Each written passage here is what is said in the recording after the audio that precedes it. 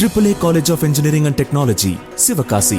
Counseling code 4680. முதல் கட்ட மக்களவைத் தேர்தலில் களம் காணும் மத்திய அமைச்சர்கள் யார் யார் என்பது குறித்து இப்போது பார்ப்போம். தமிழகத்தில் 39 தொகுதிகள் உட்பட மொத்தம் 102 தொகுதிகளில் முதல் கட்ட மக்களவைத் தேர்தல் நடைபெறுகிறது.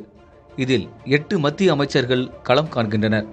மத்திய சாலை போக்குவரத்து துறை அமைச்சர் நிதின் கட்கரி மகாராஷ்டிரா மாநிலம் நாக்பூர் தொகுதியிலிருந்து 3வது முறையாக களம் காண்கிறார். கப்பல் போக்குவரத்து துறை அமைச்சர் சர்பானந்த சோனாவால் அஸ்ஸாம் மாநிலம் திப்புருக்கரில் இருந்து போட்டியிடுகிறார்.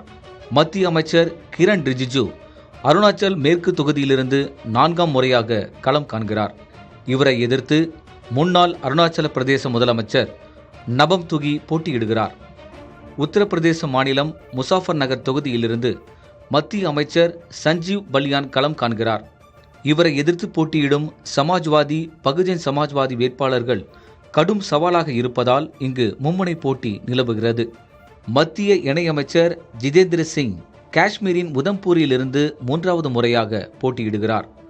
சுமார் 20,000 சதுர கிலோமீட்டர் பரப்பளவில் உள்ள இத்தொகுதி இந்தியாவிலேயே பரப்பளவில் மிகப்பெரிய தொகுதி என்பது குறிப்பிடத்தக்கது.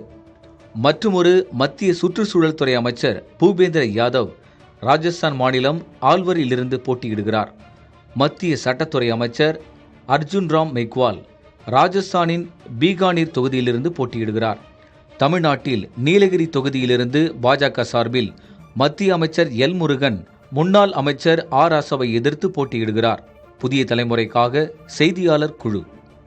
AAA College of Engineering and Technology, Sivakasi. Counseling code 4680.